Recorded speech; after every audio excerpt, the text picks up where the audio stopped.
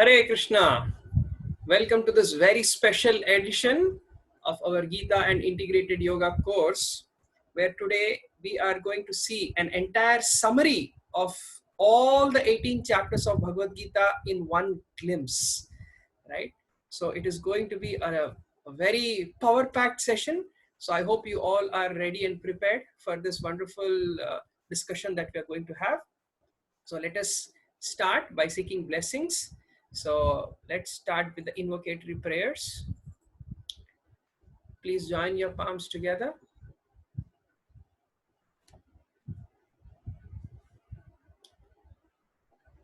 Om Namo Bhagavate Vasudevaya. Om Namo Bhagavate Vasudevaya. Om Namo Bhagavate Vasudevaya.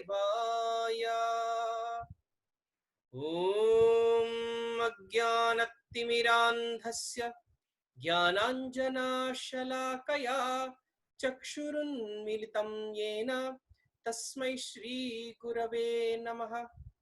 Namo Vishnupadaya Krishna Preshthaya Bhutale Srimate Bhaktivedanta Swaminiti Namine. Namaste Saraswate Deve Gauravani Pracharine Nirvishesha Shunyavadi Paschatya Deshatarine. Jaya Sri Krishna Chaitanya Prabhu Nityananda Shri Advaita Gadadhara Srivasadi Gaura Bhakta Vrinda. Hare Krishna Krishna Krishna Hare Hare, Hare Rama Rama Rama Hare Hare.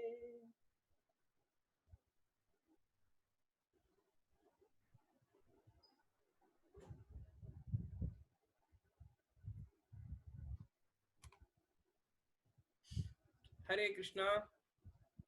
So as I promised, today we are going to discuss the entire Bhagavad Gita in one chart, and because it is going to be very difficult for me to write it all in this particular our regular interface, I have made the drawing separately, and we will have a look at it here. Right. Okay, so what you are looking at, let me see. Yes, this is the entire summary of the Bhagavad Gita, all put together in one sheet. So we are going to now go step by step and see the entire flow of Bhagavad Gita and what is the main theme on which the entire Bhagavad Gita is again centering around. That is going to be the important discussion of our this grand summary today. So let us, the chart begins right at the top here, right? As we studied, it all begins with Arjuna's lamentation, right? And Arjuna, of course, we know from our study, he presented 5 arguments, right? And broadly speaking, out of those 5, there were these 2 main arguments of Arjuna, right? So the first critical argument that he made was that of false compassion, because he was really worried about killing his own kinsmen because he was showing expression compassion for their body. So how does Krishna answer that? He answers it by presenting him the Jnana part of the Vedas, where he presents the science of the soul in the beginning of 2nd chapter, where he gives Arjuna lessons from the path of detachment which is there in the Vedas, right? And what exactly is this path? We call that path as detached disengagement or detached inaction. So this was the path where a very advanced soul, having gone through a lot of purification, is now ready to detach oneself, disconnect oneself, having completely internalized the understanding of the difference between body and soul, right? They are at a stage where they have absolutely nothing to gain out of, so to speak, from this body, and therefore they have developed a genuine detachment. And these are the people who actually renounce this world, and they exhibit this path of detachment. And the path, and this is the path of knowledge, jnana, practitioner of this particular path who engage in this kind of a process. Though Krishna was not exactly recommending this path to Arjuna, he mentions that section just to delineate the difference between the body and soul, right? And he presents this entire science of soul. That is how the Bhagavad Gita begins. One of the first instructions Krishna gives in the Bhagavad Gita is the difference between body and soul, right? And why did he mention that? Because Arjuna, don't show compassion just to the body, look beyond that body and address the soul, right? And therefore there is by this war there is no great loss as such happening, therefore continue to fight. So Krishna was using that science of soul to inspire Arjuna to come back to his duty. The second biggest, in fact that was the main theme of Arjuna's main concern, was sin, right? I don't want to engage in this sin. I don't want this bad karma of killing all my own relatives and my elders and my teachers. To address that particular concern of Arjuna, the concern of sin, right? Krishna presents this concept of Buddhi Yoga, right? And how did we define this Buddhi Yoga? It is Karma Yoga on the platform of Jnana Yoga with the mood and intention of Bhakti, right? And that famous words in chapter 2, text 47, where Krishna defines this Buddhi Yoga in 47 and 48, very nicely he defines what this Buddhi Yoga is. And he essentially wanted Arjuna to understand that it is not material action that gives you sin, but it is material consciousness that gives you sin. And what do you mean by this material consciousness? Trying to become attached to the fruits of your work, the results of your work. Therefore, Arjuna, empower yourself with this Buddhi Yoga, this integrated yoga of non-fruitive work. And therefore now engage with detachment, or engage in this detached action. That was the recommendation that Krishna gave. However, this path of Buddhi Yoga was little difficult for Arjuna to understand, because Arjuna, he coming from a very classical understanding, he only knew of detached inaction or attached action, right? Detached disengagement or attached engagement. But he didn't know there could be a combination, an integrated path where one could be internally detached and externally still engaged with action.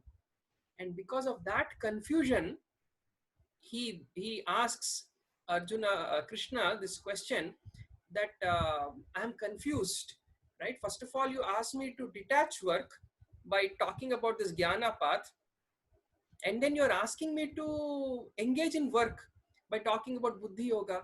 I see some contradiction here. So how do I understand what exactly you want me to do? So then Krishna, realizing that this integrated yoga was too complicated for him to get it in one shot, Krishna breaks down this concept of detached engagement into dutiful work plus knowledge.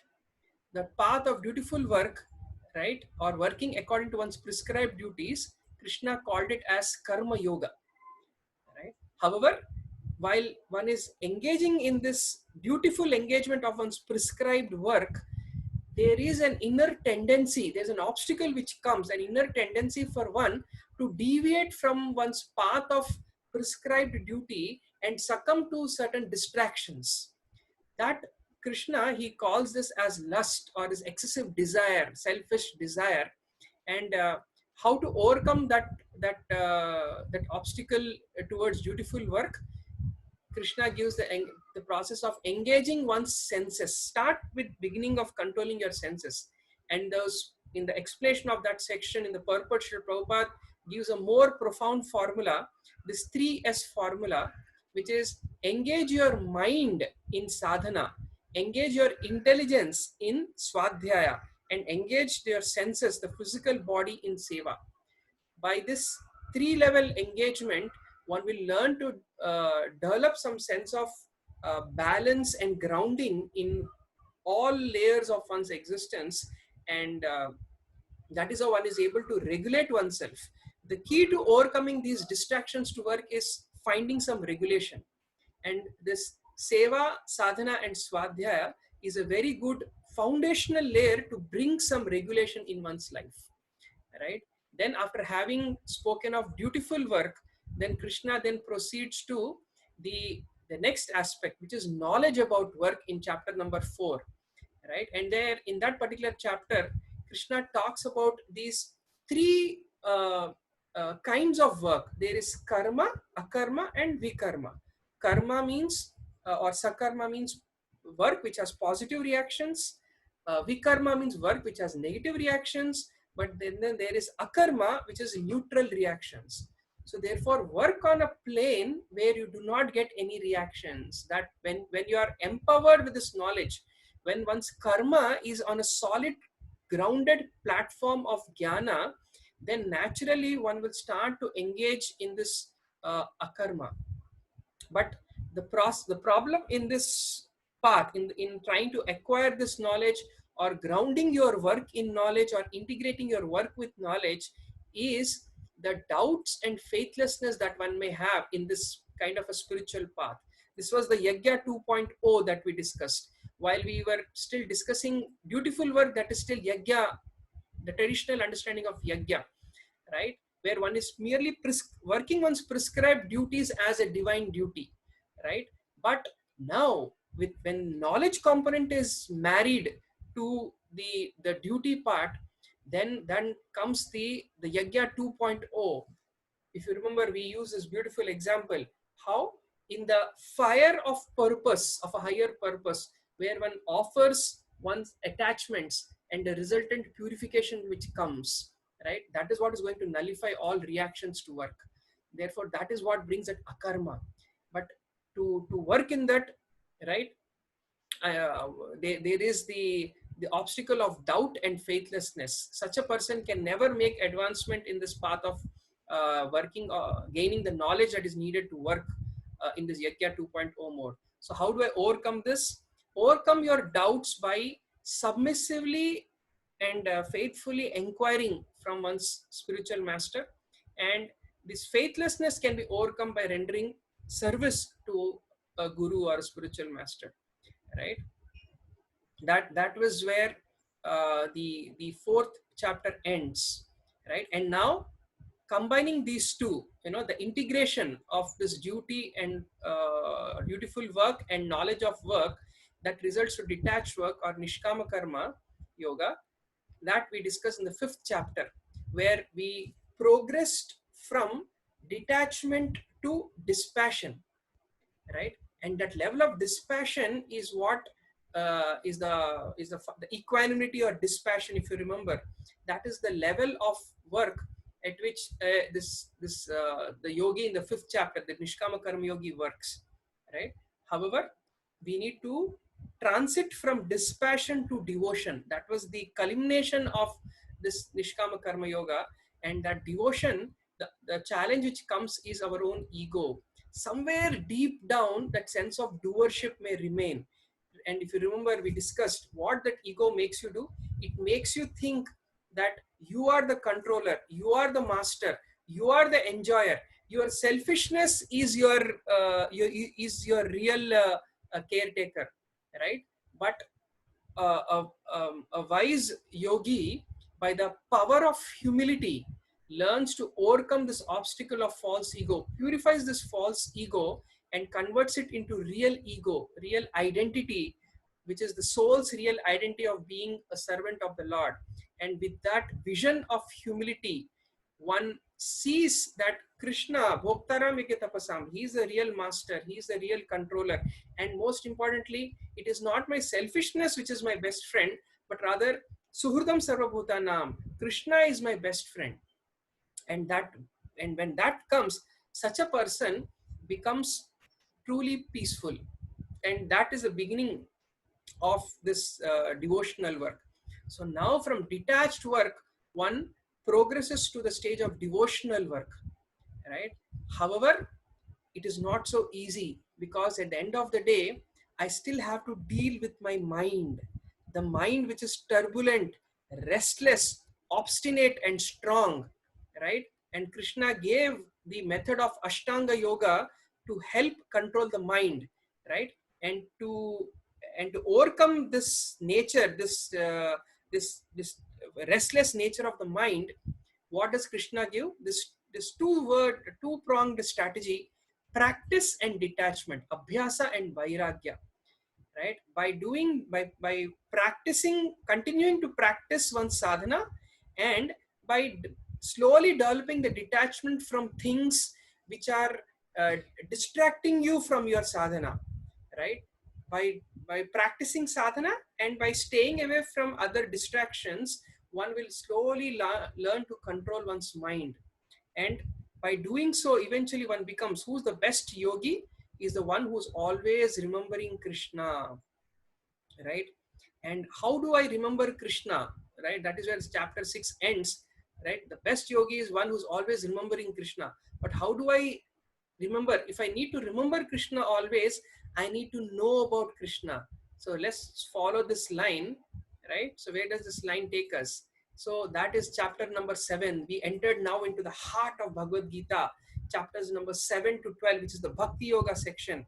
And it begins by talking about knowing about Krishna, right? To remember Krishna, I need to know Krishna. So how do I know Krishna?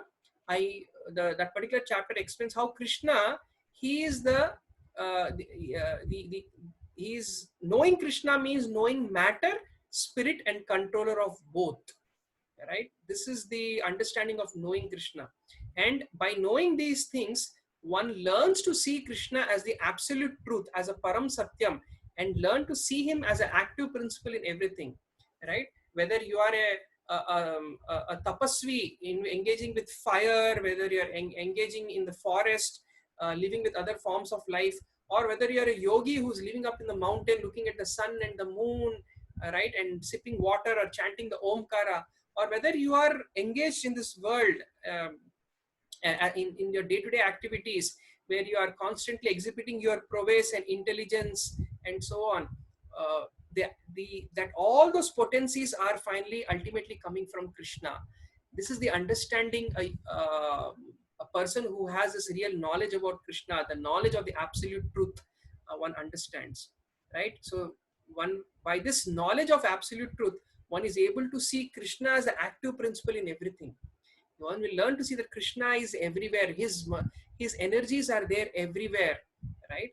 But if Krishna is there everywhere, yet why can I not see him? Because of the three modes of material nature, right? So how do I overcome this mode? Daivi eshi gunamayi mama maya duratyaya mameva hi prapadyante maya metam tarantite. Prapadyante means by surrendering unto Krishna, one will be able to transcend these modes and learn to see Krishna everywhere, right? It is these three modes, which is like the veil, which is blinding us from seeing Krishna as a absolute truth, Krishna as the active principle in everything.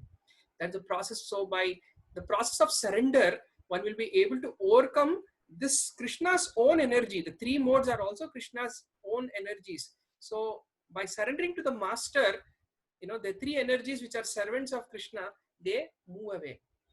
But in the process of surrender also, one may be tempted to surrender to anything greater than us, and one may be tempted to surrender to a demigod, or one may trivialize the understanding of Krishna, the absolute truth, as this impersonal or pervading, formless, nameless, qualityless, personalityless energy. That is impersonalism. So if one is able to overcome these two obstacles, then one will be genuinely able to surrender to Krishna. So how can I overcome these two obstacles?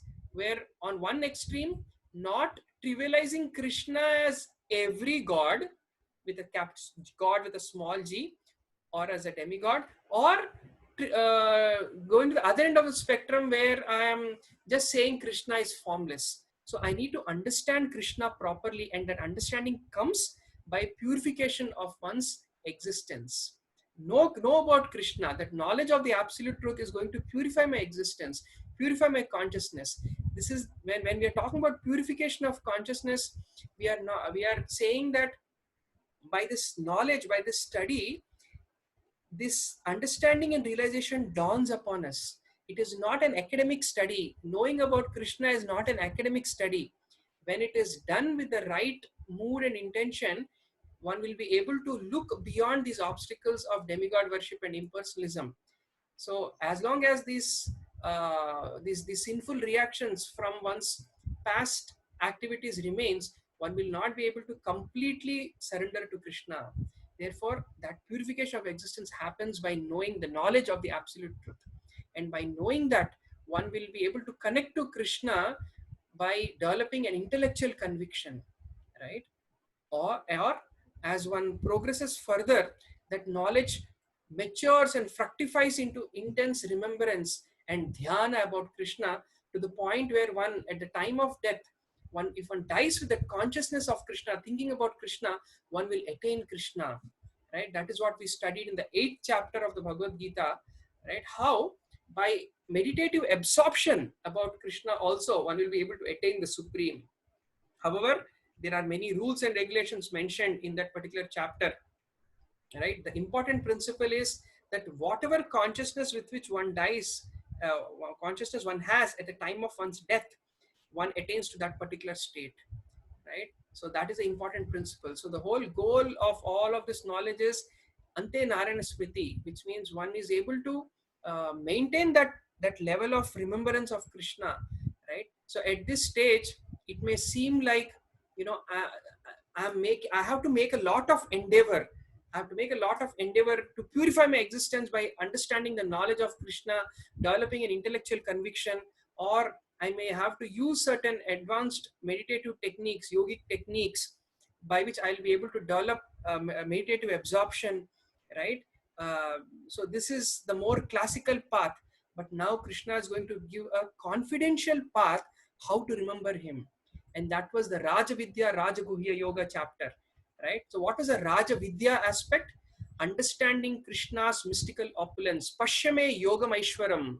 The Bhagavat Aishwarya Jnana, right? Krishna's mystical opulence, knowing about that how he is and how he isn't, right? When we are trying to understand that absolute truth, we cannot limit Krishna in any way. He can simultaneously be in the domain of matter, and he can still simultaneously remain aloof in his spiritual abode, right? He can be here, he can be there, he can be everywhere. He is and he isn't. That is the mystical opulence of Krishna. That is the Raja Vidya, the confidential knowledge, the king of knowledge that we discussed in that chapter, right? And that was leading to the Raja Guhya, the secret. What was the secret, right? So that this understanding of Krishna, therefore, there are some who misunderstand him, who are called Duratmas, and some who partially understand him, either in the universal form or in his diverse form or in his oneness forms, or sometimes may even try to connect with him as these demigod worships. But the Mahatmas, they know the confidential path. What is that confidential path? By the process of Ananya Bhakti, or pure exclusive devotion. And through pure devotional service and through loving remembrance, right? Man manvabho mad bhakto madhyaji mam namaskuru. The last verse of 9th chapter, where Krishna reveals that the confidential secret of the Vedas. How, yes, you can remember Krishna and attain that supreme state through intellectual conviction of a jnani. Yes, you can attain Krishna, you can attain the supreme state by meditative absorption, like a Ashtanga Yogi or a Dhyani, right? But there is also another way, how these Mahatmas, the great souls, how they have approached Krishna in the past. They have approached Krishna through loving remembrance. That is the confidential path, right? That is the devotional path, right? And then we understood even more deeper confidential secrets, right? Those 4 verses of the Bhagavad Gita, the Chatushloki Bhagavad Gita in 10th chapter, right? that give the essence of all the Vedic wisdom. What is that? How Krishna is a source of everything. Aham sarvasva prabhavo. And one who knows this, right, what does he do? He engages in devotional activities. What do you mean by engagement in devotional activities? To engage in devotional conversations. Machchitta madgata prana bodhayanta parasparam. Right? And then what happens? As one continues to engage in the devotional practice, a devotional sadhana, the Lord seated within the heart, right? Tesham eva anukampartam. What does he do? He destroys this knowledge. Nashayami atma bhavasto jnana deepena bhashata. He destroys this knowledge, and once that avidya is destroyed, what happens? One will learn to see now Krishna as the active principle of everything, right? So what we discussed earlier, learning to see Krishna, that knowledge of the absolute truth, to see him everywhere, that gets revealed. By Krishna's mercy, one is able to see Krishna as the absolute truth in everything. One is able to see Krishna as the active principle of everything. That is what we discussed in the end of 10th chapter. And after discussing that, Arjuna wanted to see Krishna. You are saying you are that active principle of everything. I want to see that one gigantic macrocosmic form where you are everything. You are the active principle of everything. You are, everything is there within you. Show me that form, and that is represented as a universal form, right? Of course, the reason why you will see that universal form here in this chart is in red color is because that is not the path which Krishna is recommending, purely because Arjuna wanted to see that form, right? He showed that form. However, Arjuna himself got fearful, and Krishna then showed his personal form, and that is when he was pacified. And Krishna himself mentioned that realizing Krishna's personal form, that simple, the Saumya Vapu, the two-handed gentle form of Krishna, and learning to see that how all that magnificent, gigantic, universal form which was displayed is actually coming from this simple, gentle, beautiful, two-handed form. That vision is extremely rare, right? Learning to see the two-handed form of Krishna, that beautiful two-handed form of Krishna as the supreme absolute truth is not possible by everyone. Only those whose eyes are anointed with the salve of pure devotion, exclusive devotion, only they will be able to see that. And therefore, in the beginning of the next chapter, in the 12th chapter, Krishna says that therefore the personal worship is anytime better. Yes, through impersonal worship, one may at last attain Krishna after a lot of difficulty and personal hurdles. But by personal worship, by worshipping Krishna's form, his beautiful, gentle form, right, that is better. So what does it take to then to become a devotee? So we saw that entire devotional spectrum, right, starting from the always remembering Krishna to the stage where one is a seeker, a jnani, where one is just trying to know about something about divinity, right? After that, one to become such a devotee, to engage in that personal worship, right? We understood that one has to develop those devotional qualities, right? That is what it all comes to. So if you go back, who's at best yogi? The conclusion of the first 6 chapters of the Bhagavad Gita was here. A best yogi is one who's always remembering Krishna and is loving Krishna. And what does it mean to love Krishna? It comes back to this point, developing those devotional qualities. Because who is a devotee? A devotee is not someone who is just merely speaking devotional language or wearing devotional dress or doing devotional activities. Internally, one has to develop those devotional qualities, right? So that is where it concludes. It all comes down to this central theme, the 12th chapter, the Bhakti Yoga aspect, right? It boils down to that. Then, after finishing the 12th chapter, Krishna again goes back, right? He goes back to, remember, we spoke about knowledge of work. There, only the 3 concepts, karma, akarma, vikarma, was discussed. But now Krishna is going to give little more details about workings of material energy. How exactly does this akarma concept work? To understand that, we have to understand one very important concept.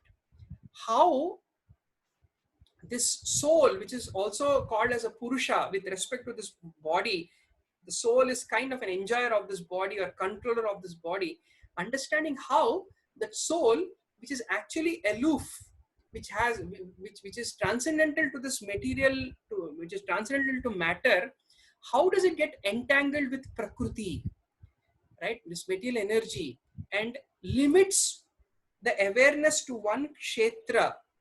Kshetra here is the body, the field of activity. How is it that the spirit soul, the liberated transcendental uh, soul, get entangled and limits its awareness to just one body?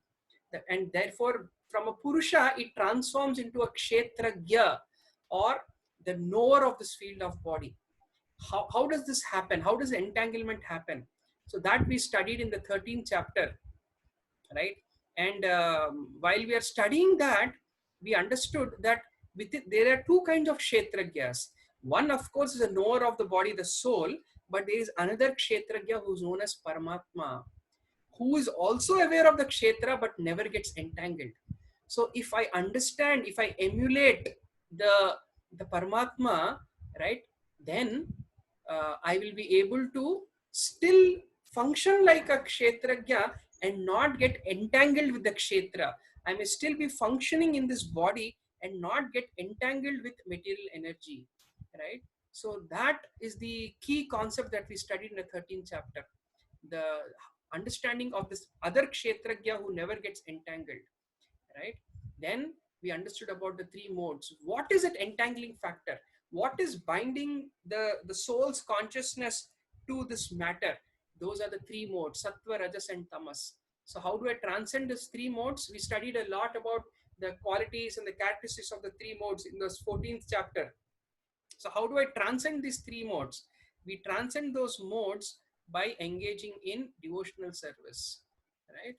Mamchayo avyabhicharena, avyabhicharini bhakti, or the ananya bhakti, exclusive bhakti, uncontaminated bhakti, bhakti yoga sevate, sagunan samatitan. One, that is how one will be able to transcend these modes, right? And then there, in a sense, Krishna, he completed his explanation of the Bhagavad Gita, and now is giving a summary, and he begins this mini Bhagavad Gita, right? So devotion means, in the 14th chapter he ends with devotion, but devotion unto whom? That becomes an important question, because we studied about in our understanding of the absolute truth, that spiritual state is also Brahman, that spiritual state is also Paramatma. We understood that. But whom is Krishna talking about? Whom is he referring to? Or what understanding of the absolute truth is he referring to when he's talking about exclusive devotional service? That is devotion to Purushottama, the supreme personality of Godhead. What is that? Who is that supreme person? This is where our mini Bhagavad Gita comes, the 15th chapter, where Krishna is giving a grand summary. What is this material world? He starts with, this material world is a reflection of the spiritual world. Urdhva Moolam Adha Shakam, which is reflected on this water of desire, right? So how do I overcome this desire? Disconnect with detachment and surrender. Surrender, start the process of surrender. And we also, in that chapter, we studied the nature of Jiva. What did we understand? Krishna's eternal fragmented part, right? Eternally separated part and parcel. That we understood very nicely in terms of how the Ishvara and Jiva are simultaneously one and different. They are one in purpose and different constitutionally, or different in identity, but one in purpose, right? And we also discuss in the chapter how Jiva, the individual soul, and Krishna, the ultimate supreme spirit, there is a difference in terms of quality and quantity. Qualitatively, both are Satchit Ananda, but quantitatively, there is a vastness of difference. Jiva is infinitesimal, whereas the supreme spirit Krishna is infinite, right? And after studying about the nature of Jiva, right, then we understood the nature of Krishna. So we understood about Prakriti, we understood about Jiva, now we are understanding about Krishna. So these are the three main themes that you will see in the 15th chapter, right? So we understood Krishna as this, the basis from the microcosm, from inside my body, from the Agni, the Vaishvanara Agni, the digestive fire, to my ability to breathe. All of this is coming from Krishna to the gigantic the cosmological bodies, the gravity which is controlling the movement of astrological bodies, to the empowerment which comes from the moon and the sun. All of this is coming from Krishna, that we understood also in that chapter. And then Krishna talks about his position very explicitly, that yes, there are two kinds of jivas. There are the fallible, which are those conditioned by this material energy who are in this material world, and there are the infallible jivas which are in the spiritual realm, right, or in the liberated state. But beyond these two, right, uttama purushastutva anyaha, beyond these two fallible kshara and akshara, fallible and infallible jivas, there is a third purusha who is known as uttama purusha or purushottama. That is me. I am that Purushottama. Krishna is claiming that. And therefore, knowing this, one should engage in devotional service of Krishna. Therefore, devotion to Purushottama, this is the essence of that mini Bhagavad Gita, the 15th chapter. So that is a principle, right? So how do I convert that principle into a value, right? That is what we studied in the 16th chapter, where one is learning to live a divine life. Because for me to convert this principle, to realize this principle, I need to imbibe certain qualities in my life. So what are those qualities, right? uh, these are the divine qualities, the daivi sampada, the daivi gunas, which we spoke about in the 16th chapter. Live a divine life regulated by scriptures, and do not live a demoniac life. Don't become the asuri. The demoniac qualities also Krishna talks about. What to do and what not to do, what values to imbibe and what values not to imbibe. Krishna talks about that in the 16th chapter. So that will help us realize these principles that are spoken of in the 15th chapter. Then how do I then convert that into a practice? What does my practice, my lifestyle involve? Talk about food, sacrifice, charity, and austerity. So that about this in 17th chapter, we studied about all of these factors in the three modes. How sacrifice in three modes, food in three modes, charity in three modes, austerity in three modes is what we studied. And then in the 18th chapter, we further continued that do not give up that external form. Yes, that form is there as a carrier of some substance, but do not give up that form, right? Do not, and that form, what is that form? Krishna talks about whether both a sannyasi and tyagi. Tyagi means one who is exhibiting this mood of renunciation, whereas a sannyasi is one who's in a renounced order of life. Both of them are equally renounced, but never give up this external practice of sacrifice, charity, and austerity, right? And then Krishna talks about the factors of work and how the factors of work are influenced by the three modes, the gunas, and those gunas, they influence our motivation and our actions, and they form our swabhava or our nature. These gunas, they influence and form our swabhava, but it doesn't matter what your swabhava is. No swabhava in itself is a disqualification. The principle is channelize your swabhava into your swadharma, into your prescribed duty. That is the what we studied in the later half of the 18th chapter. And that in itself is also not the end goal. By engaging your swabhava in your swadharma, one will eventually come to a stage of perfection where one is able to realize one's spiritual identity or swarupa, right? So the gunas might influence us and create us a flavor of our own swabhavas, but doesn't matter. Translate, engage, channelize that swabhava energy into a swadharma, into one's prescribed duties with a devotional purpose, right? And then one will be able to realize by performance of one's swadharma itself, one will be able to realize one's swarupa, right? And that realization of one's swarupa, we saw the three paths. There is the confidential path, the more confidential path, and the most confidential path. In the confidential path, what happens? By performing one's prescribed duties, one comes to a stage where one is ready to give up work, and attain a state of equanimity. And that is how one, through intellectual conviction, realizes the Brahman understanding, and understands through that Brahman, connects to the absolute truth as Krishna through devotion. Second, the more confidential path is where, while one's performing one's prescribed duties, but by complete dependence on the protection and grace of the Lord, one continues to engage in prescribed duties, and by the purification which comes by the by purification of performance of one's prescribed duties, one will gradually develop a deeper vision, a more devotional vision, and connect to the absolute truth as Paramatma, and realize that, oh yes, that active principle who's there in everything, that Paramatma is Krishna, and that is how one develops a devotional connection, right?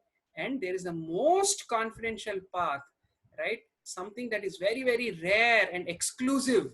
It is not commonly spoken of in throughout the scriptures, because for somebody who's envious, this path is not suggested. Therefore, Krishna puts it as the most confidential path, the path of complete surrender. And we saw those 6 principles of surrender also in that particular class, right? And this path of surrender, right, ultimately then helps one to connect to Krishna. And it all again boils down to this one central theme, which is right in the middle, right? So all that you are seeing, in this blue box here, right? I hope you can see the color clearly, that blue dotted box, right? All that you are seeing here, this is the crux. It all centers around that. The path of pure devotion, the path of Ananya Bhakti that we study in the 9th chapter, the Chatushloki Bhagavad Gita of the 10th chapter, learning to see Krishna as the active principle, the 12th chapter, development of devotional qualities, and of course that path of surrender, Sarva Dharman Parityajya. So this is like the central theme. It all circles around these themes. If you see the entire Bhagavad Gita, from whichever direction you see, it is all coming back to that central theme of one learning to connect to Krishna out of devotion, right? So therefore, you will see throughout the Bhagavad Gita, directly or indirectly in every chapter, Krishna comes to that one path of devotion, right? So this is like the main theme. This is what we study in as the grand summary of the entire Bhagavad Gita, right? And having said that, uh, as a closing lesson, as one final lesson, right, I would like to give you all one simple sutra, a simple acronym by which you will remember the key components, the key essence of entire Bhagavad Gita, right? In a, so that you can always remember it, uh, because that's how sutras work. Now we are going to summarize all that we studied into simple 4 important terms, right, that the Bhagavad Gita is presenting, right? 4 terms. What is Gita talking about? The first term, the first principle that one needs to understand to really internalize the meaning of the Bhagavad Gita, the teachings of the Bhagavad Gita, is the first is G, which is getting the right guidance, right? It all begins, the journey begins with proper guidance. Spiritual journey does not happen whimsically, but it all happens under the guidance of a trained spiritual master, guidance of a guru or a teacher, right? Or a spiritual master. That is the first lesson. In fact, the Bhagavad Gita begins with this. When Arjuna surrenders to Krishna, all the while Krishna was just his best friend. But from a best friend, when he became a teacher, that is when the knowledge of Gita began. So as long as we are trying to approach the path of spirituality as, as just like a walk in the park, right? the universe will not reveal the real spiritual essence. We need to approach a genuine, bona fide spiritual master, a teacher, somebody who's true to the tradition of the Bhagavad Gita, right? True to a spiritual tradition, and we should learn to seek guidance, right? That is the first step that will happen uh, when one starts, if one wants to internalize this teachings of the Bhagavad Gita. The second step,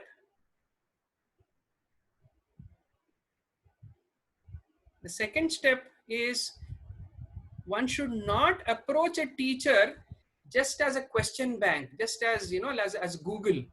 G also means Google, and unfortunately, this Google has spoiled the whole culture of guidance, because what these modern search engines, what they do is they give information without responsibility, without imbibing the spirit of responsibility. Approaching a teacher, approaching a spiritual master, approaching or having a guru in one's life is not a joke. It is not for fashion. It is not to post on Instagram that, hey, look, I have some guru, but rather it is a very deep personal commitment and responsibility that one has to take.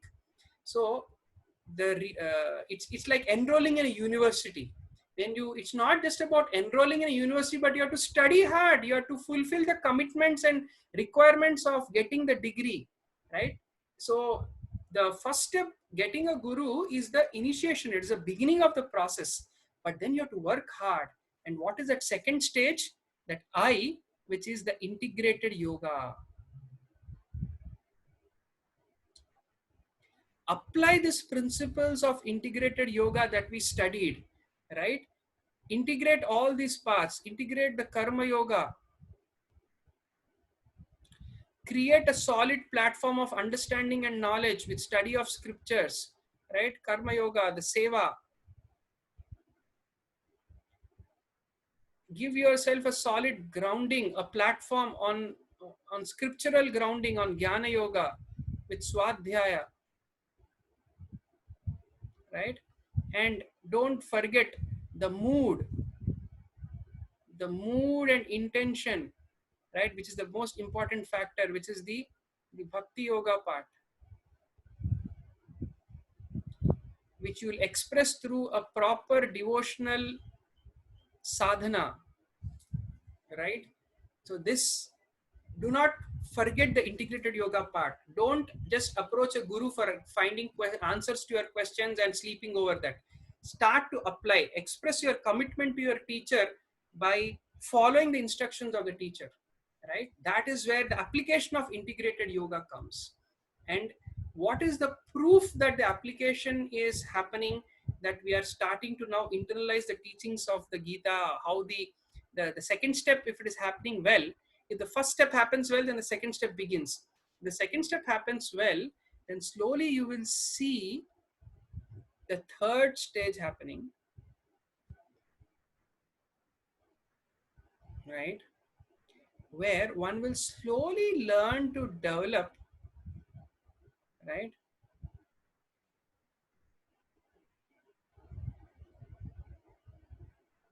This is developing the telescopic vision. What is this telescopic vision? What does a telescope do? A telescope helps us see the far off objects. It brings it near. So by application of integrated yoga, you will see Krishna, who's so far away. The absolute truth, the understanding of the absolute truth may seem so far away, but it will become near and near, right? By this telescopic vision, one will learn to not only understand, not only understand Krishna as the absolute truth,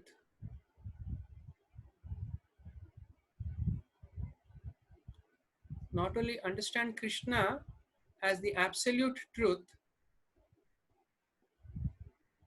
but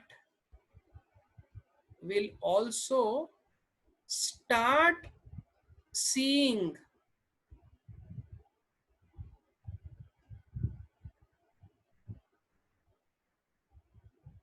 Start seeing Krishna's intervention in your life.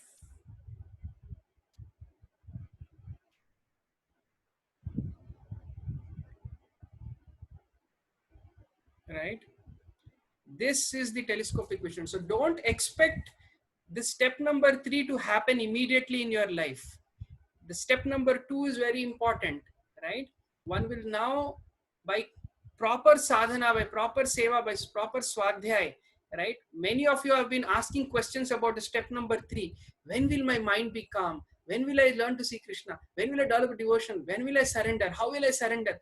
Right? So the answer to all your how to questions is step number 2. With proper execution of step number 2, right? It will take time. Don't expect results overnight, but under proper guidance, if you learn to apply the integrated yoga, then one day you will develop the telescopic vision by which you will able to see Krishna's intervention in your life, right? And when that happens, then comes the final stage. You will be given the special access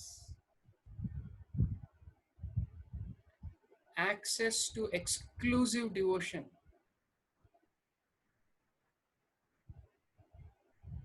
right? So this act, why am I using the word access? It is not for for everyone, you know. Giving giving giving the more confidential knowledge, you know, it is like inviting somebody into your living room. Giving the more confidential knowledge is like inviting somebody into your kitchen of the house. But you don't take random strangers all the way inside the bedroom of your house, right? That is your personal space. So the most confidential path, this path of exclusive devotion, that path which comes after surrender, that is a very, very exclusive area. So you cannot get access to that domain so easily. So when one follows the first 3 steps, then finally one gets access to that exclusive devotion, that exclusive unalloyed love for Krishna, when the vision of love for Krishna. So these 4 stages is the progression of every sadhaka, every practitioner, every seeker who's walking in this journey of understanding the Bhagavad Gita. One goes through these 4 stages. What is the first stage? That is finding a guru, right? So that is our first step, the sambandha aspect, right? Where the teacher, he gives us the knowledge that is needed for the sambandha. The second stage, which is the abhideya, right, which is the application of the teachings of the spiritual master, the following the practice of integrated yoga. Now you're substantiating the teachings which we got in the connection from the guru. Now we are trying to substantiate that through practice. That is the second stage of integrated yoga. Then gradually, as it progresses, a slow transition happens where one is able to now slowly realize the hand of Krishna in different things. You will develop the telescopic vision. At this stage, the doubts will slowly start to fade away and your determination will become strong, right? Now you'll develop the telescopic vision. Things will become more clear to you, right? Like how Arjuna, after that, after the 10th chapter, he had the clarity of vision to me, you know, that is the vision slowly one starts to develop. And finally, when one commits in that determined practice over a period of time, then one gets the ultimate perfection, that one reaches one's destination, which is one gets access to that exclusive devotion, like that. So remember these 4 terms, right? Guidance, integrated yoga, telescopic vision, and access, right? So make the ultimate, the fruit of this Bhagavad Gita. Don't think it is a very cheap goal, right? You have to earn your access to that path. So with that respect and reverence, let us begin our journey. This journey is just a beginning. What we studied so far is just a beginning of our venture into the Bhagavad Gita. It's, you know, it could be a whole lifetime effort for us to come to that last stage, but it is going to be a beautiful, beautiful destination that we'll all reach if we follow these 4 steps. All right. So thank you all very much once again for your continued participation throughout this course, and especially for today's summary class. I hope you all enjoyed this summary, and I hope there's a flash of all the past 20 days lessons that have come up when we discussed that the summary board. And I hope you all not only in your own personal life become more serious students and practitioners of Gita, but I strongly encourage all of you to whatever capacity possible, inspire people around you to also benefit from this timeless wisdom of the Bhagavad Gita. So thank you all very much. With this, I would like to end today's session with the closing prayers.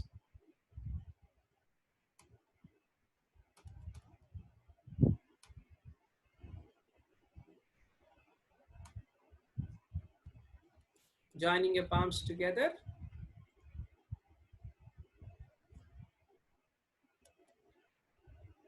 Om Sahana Bhavatu Sahanau Bhunattu Sahaviryam Karavavahai Tejasvinavadhitamastu Ma Vidvishavahai. Om Shanti Shanti Shantihi. Jaya Sri Krishna Chaitanya Prabhu Nityananda Shri Advaita Gadadhara Shrivasadi Gaura Bhakta Vrinda. Hare Krishna Krishna Krishna Hare Hare, Hare Rama Rama Rama Hare Hare.